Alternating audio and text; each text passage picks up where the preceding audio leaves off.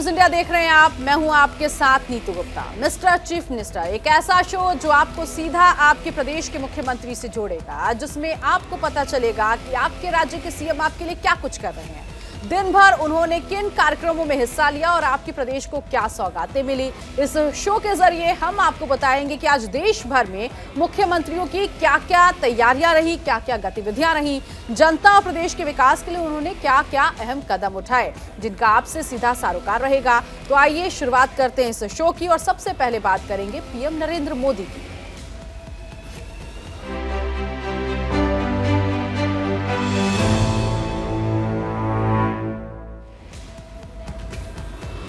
मध्य प्रदेश के इंदौर में 2 दिवसीय 7वें ग्लोबल इन्वेस्टर समिट की शुरुआत हो चुकी है। ब्रिलियंट कन्वेंशन सेंटर में देश विदेश के निवेशक शामिल हो रहे हैं। समिट में PM Narendra Modi video conferencing के जरिए शामिल हुए। इस मौके पर समिट को पीएम नरेंद्र मोदी ने संबोधित किया और कहा कि विकसित भारत के लिए मध्य प्रदेश का महत्व है। आस्था, पर्यटन और एग्रीकल्चर, इसके अलावा स्किल डेवलपमेंट तक एमपी अजब भी है और गजब भी, सजग भी है। पीएम ने आगे ये भी कहा कि मध्य प्रदेश में यह समिट ऐसे समय हो रहा है जब भारत की आजादी का अमृत काल शुरू हो चुका है।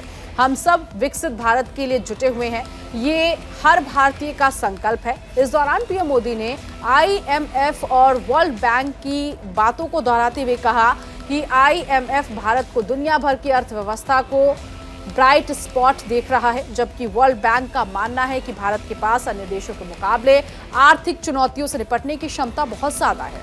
इसके साथ ही ओईसीडी ने यह कहा कि G20 ग्रुप में इस साल भारत सबसे तेज बढ़ती अर्थव्यवस्था होगी। सुनिए जरा। विकसित भारत के निर्माण में मध्य प्रदेश की भूमिका बहुत महत्वपूर्ण है। आस्था, आध्यात्म से लेकर पर्यटन तक, एग्रीकल्चर से लेकर एजुकेशन और स्किल डेवलपमेंट तक एमपी अजब भी है, गजब भी है और सजग भी है। साथियों, मध्य प्रदेश में ये समिट ऐसे समय में हो रही है जब भारत की आजादी का अमृत काल शुरू हो चुका है। हम सभी मिलकर विकसित भारत के निर्माण के लिए जुटे हुए हैं और जब हम विकसित भारत की बात करते हैं तो ये सिर्फ हमारी एस्पिरेशन नहीं है, बल्कि ये हर भारतीय का संकल्प है। मुझे खुशी है हम भारतीय ही नहीं बल्कि दुनिया की हर संस्था, हर एक्सपर्ट इसको लेकर आश्वस्त दिख रहा है। Friends, the IMF sees India as a bright spot in the global economy. The World Bank says that India is in a better position to deal with global headwinds than many other countries. This is because of India's strong macroeconomic fundamentals. एक स्थिर सरकार, एक निर्णायक सरकार, सही नियत से चलने वाली सरकार विकास को अभूतपूर्व गति देकर दिखाती है। देश के लिए हर जरूरी फैसले उतनी ही तेजी से लिए जाते हैं। आपने भी देखा है कि कैसे बीते 8 वर्षों में हमने रिफॉर्म की स्पीड और स्केल को लगातार बढ़ाया है। बैंकिंग सेक्टर में रिकैपिटलाइजेशन और गवर्नेंस से जुड़े रिफॉर्म्स हो, आईबीसी जैसा मॉडर्न रिजोल्यूशन फ्रेमवर्क बनाना हो, जीएसटी के रूप में वन नेशन वन टैक्स जैसा सिस्टम बनाना हो, कॉरपोरेट टैक्स को ग्लोबली कॉम्पिटिटिव बनाना हो, सोवरिन वेल्थ फंड्स और पेंशन फंड्स को टैक्स में छूट हो, अनेक सेक्टर्स में ऑटोमेटिक रूट से 100% एफडीआई की परमिशन देना हो, छोटी छोटी आर्थिक गलतियों को डीक्रिमिनलाइज करना हो, ऐसे अनेक रिफॉर्म्स के माध्यम से हमने इन्वेस्टमेंट के रास्ते से कई रोड़े हटाए हैं। तो पीएम नरेंद्र मोदी को आपने सुना। वहीं दूसरी तरफ अगर बात इंदौर की जाए तो इंदौर में 7वीं ग्लोबल इन्वेस्टर समिट में मुख्यमंत्री शिवराज सिंह चौहान ने दुनिया भर के प्रतिनिधियों का स्वागत किया और कहा कि आपके स्वागत में एमपी ने पल के पावड़े बिछाए हैं। सीएम ने आगे कहा, प्रधानमंत्री नरेंद्र मोदी के नेतृत्व में वैभवशाली, संपन्न, समृद्ध, शक्तिशाली भारत का उदय हो रहा है। आत्मनिर्भर भारत का निर्माण हो रहा है। सीएम ने आगे कहा, आत्मनिर्भर भारत बनाने के लिए मुझे आप सभी के साथ आत्मनिर्भर मध्य प्रदेश बनाना है। इसके लिए हमने रोड मैप बना लिया है जिस पर हम अमल करेंगे। सुनिए।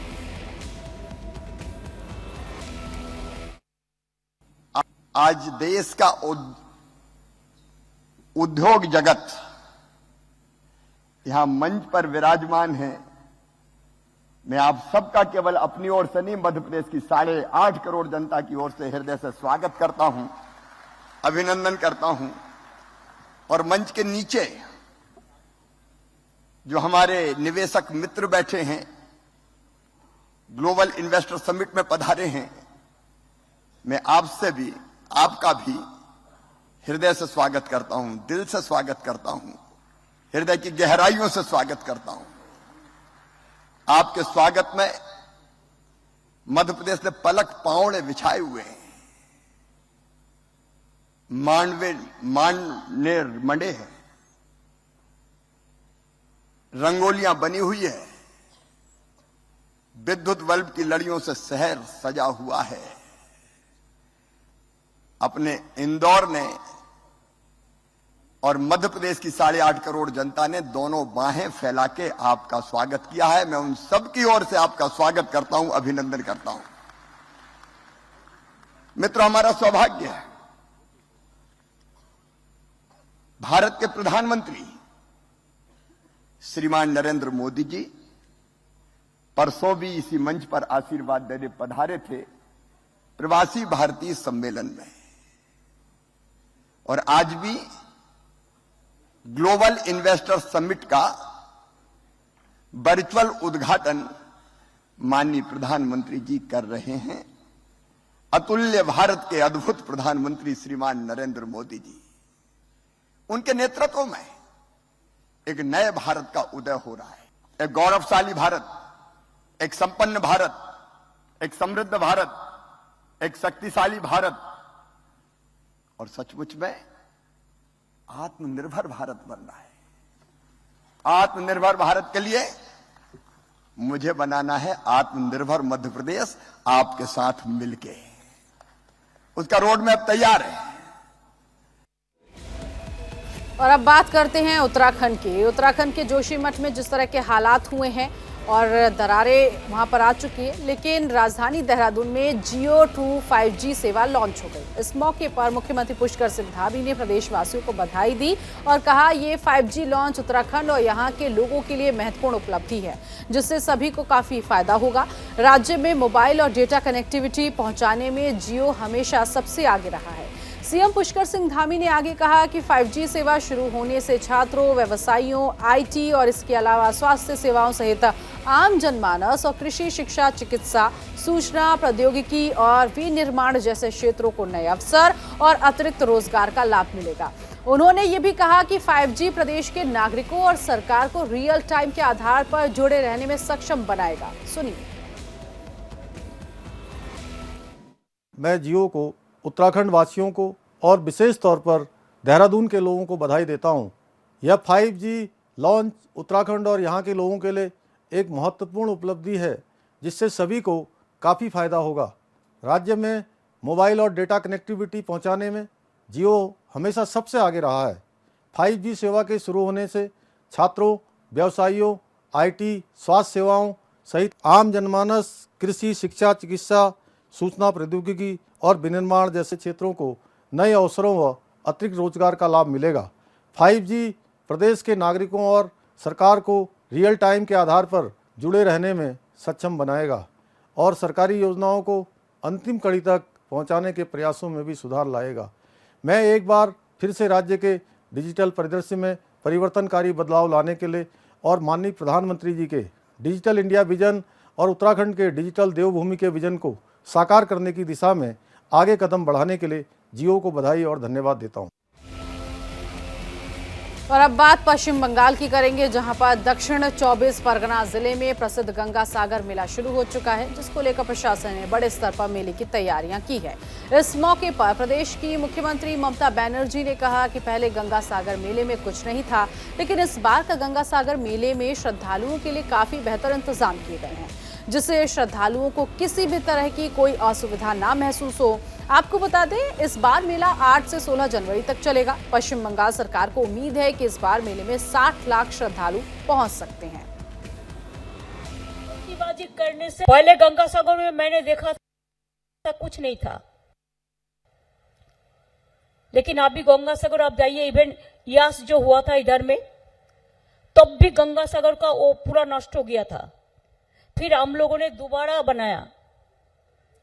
गंगा सागर में नया मंदिर हुआ, गेस्ट हाउस हुआ, 3 हेलीपैड हुआ, सागर में लाइटिंग हुआ, क्या क्या नहीं हुआ, कितना अतिथि निवास हुआ, कितना रुकने का जगह हुआ।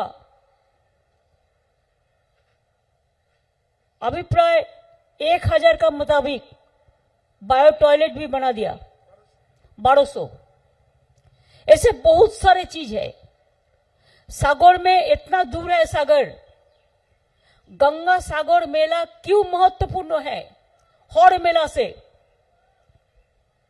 Kumbh Mela is the national Mela, so they get all the funds from the central government.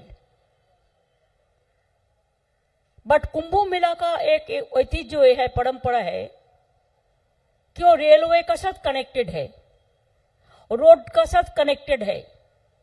लेकिन हमारा गंगा सागर में जो मेला होता है, neither it is connected with the railway और द रोड। एक एक आदमी को जल पार होके तब जाना पड़ता है, फिर 35-40 मिनट्स। इतना मुश्किल होता है, एक एक आदमी को 4 घंटा 5 घंटा वेट करना पड़ता है, इंतजार करने का बाद कि एक साथ में तो 1 लाख लोग पानी में नहीं आ सकता है। पानी में आने का थोड़ा लिमिटेशन होता है, कितना बोट, कितना लंच, कितना वेसल से आप ले आ सकता है। इसी के लिए पुलिस को बहुत सारे काम करने पड़ता है दिन रात। गंगा सागर कमेटी को भी, हमारा जो ऑफिसर लोग है, 4-5 दिन, अभी जो मेला तो शुरू हो गया 7 तारीख से 17 तारीख तक। पहले मेला में जाने के लिए टैक्स लेते थे, फिर गाड़ी का टैक्स से, अभी हम लोगों ने टैक्स उठा दिया और हर इंसान के लिए, चाहे मीडिया हो, चाहे कॉमन पब्लिक हो, चाहे कोई तीर्थ यात्री हो, चाहे कोई दुकानदार हो, चाहे कोई बस ड्राइवर हो, सबको लिए 7 से 17 तक अगर कुछ भी हो जाए, कोई अघटन भी घट जाए, हम नहीं चाहते हैं घटे, लेकिन हम लोग पहले से उसको 5 लाख करके इंडिविजुअल इंश्योरेंस भी करके रखा। और अब बात करेंगे छत्तीसगढ़ की, जहां मुख्यमंत्री भूपेश बघेल के नेतृत्व में राज्य लगातार विकास की राह में आगे बढ़ रहा है। यहाँ की गोधन न्याय योजना लोगों को आत्मनिर्भर बनाने के साथ किसानों और ग्रामीणों को जीवन देने के लिए ये योजना बदल भी रही है लोगों को। इससे जुड़े अब एक सुविधा को सरकार ने देने का फैसला किया है। इस मामले में मुख्यमंत्री भूपेश बघेल ने कहा कि अब गौठानों को सोलर ड्रायर उपलब्ध कराया जाएगा। तो वहीं दूसरी तरफ मुख्यमंत्री ने ये भी कहा कि भारतीय जनता पार्टी जिस पर धर्मांतरण को लेकर दोहरे मापदंड है, इसको लेकर तीखा प्रहार सीएम ने किया। मुख्यमंत्री भूपेश बघेल ने कहा ये लोग धर्मांतरण के नाम से राजनीति करते हैं, इनको कोई मतलब नहीं कि कोई धर्मांतरित हो रहा है। बीजेपी धर्मांतरण के नाम पर केवल हल्ला करती रहती है। ऐसी बातें जो हैं वो सामने आ रही है। इसके अलावा सीएम ने और आगे क्या कुछ कहा है वो अब आपको सुनवाएंगे। अभी बिजली उत्पादन भी करने की हम लोगों ने तैयारी की थी, तो ये 26 जनवरी के पहले ही कुछ यूनिट हमारे शुरू हो जाएंगे, जिसके माध्यम से गौठान से बिजली भी उत्पादन होगा। ये अपने आप में बड़ी बात है। एक चीज़ देखिए, ये जो सुराजी गांव जो योजना है उसके माध्यम से लगभग अब 9000 जगहों में हमारा खाद का उत्पादन हो रहा है। रासायनिक खाद के बदले हमारी जैविक खाद, तो हमारे 9000 खाद की फैक्ट्रियां हो गई। दूसरा, पावर प्लांट लिमिटेड होते हैं प्रदेश में और देश में। अब ये हमारे जो 9000 जो गौठान हैं वो बिजली उत्पादन केंद्र के रूप में परिवर्तित हो रहा है। पहले बड़े उद्योगपति बिजली के प्लांट लगाते हैं, या सरकारें लगाती है, केंद्र सरकार लगाती है, राज्य सरकार लगाती है, बड़े उद्योगपति लगाते हैं। अब हमारे गांव के महिला स्व सहायता समूह की जो बहनें हैं वो बिजली उत्पादन करेंगी और सरकार को बेचेंगी। तो ये बड़ी घटना है कि इन चीज़ों को, दोनों चीज़ को आप देखेंगे, खाद वाली बात भी और बिजली उत्पादन वाली बात, ये दोनों अपने आप में बहुत महत्वपूर्ण हैं। जो बड़े बड़े लोग जो काम करते थे अब हमारे गांव की महिलाएं उसको करेंगी। उसी प्रकार से रूरल इंडस्ट्रियल पार्क भी हम लोग बना रहे हैं और वो भी बहुत जल्दी फंक्शन मतलब कार्यशील हो जाएगा, तो उसका लाभ मिलेगा। देखिए, ये धर्मांतरण के नाम से राजनीति करते हैं।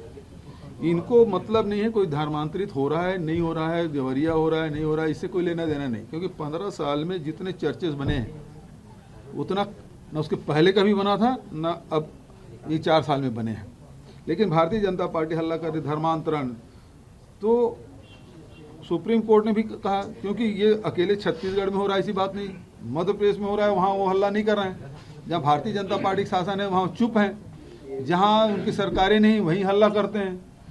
देश में उनकी सरकार है, पूर्ण बहुमत है, लोकसभा में भी राज्यसभा में, वो बिल क्यों नहीं लाते? उसको रोका कौन है? तो वो काम तो करना नहीं, उनको तो राजनीति करना है। मतलब समाज में जहर कैसे घोला जाए, भाई भाई से को कैसे लड़ाया जाए, क्योंकि जब तक के वो लड़ाई नहीं कराएंगे तब तक के उनका भला होने वाला नहीं है। तो ये समस्या खड़ा करते हैं, समस्या का निदान नहीं सोचते। यदि करना है तो लोकसभा में आपकी सरकार है पूरी, ये समस्या पूरे देश भर में, और नॉर्थ ईस्ट में सरकार है, और वहाँ आदिवासी कन्वर्टेड क्रिश्चियन तो 50% से 90% तक के हैं। सबसे पहले वहाँ लागू करे वो, फिर यहाँ बात करें। जहाँ सरकारें वहाँ चुप है। और अब बात करते हैं यूपी के मुख्यमंत्री योगी आदित्यनाथ की, जो इन दिनों गोरखपुर दौरे पर हैं। मुख्यमंत्री योगी आदित्यनाथ ने दिवंगत वरिष्ठ प्रेस फोटोग्राफर डीके गुप्ता और लोक गायक संत राज गोरखपुरी के परिवार के लोगों से मुलाकात की। इस दौरान उन्होंने शोक संतप्त परिवार को ढांढस बंधाया। इसके साथ ही उनके परिवार को सहयोग राशि के तौर पर मुख्यमंत्री विवेकाधीन कोष से 5-5 लाख रुपए का चेक दिया। सीएम योगी ने दोनों परिवारों को आश्वस्त किया कि दुख और संकट की घड़ी में वो और उनकी सरकार हर वक्त उनके साथ खड़ी है।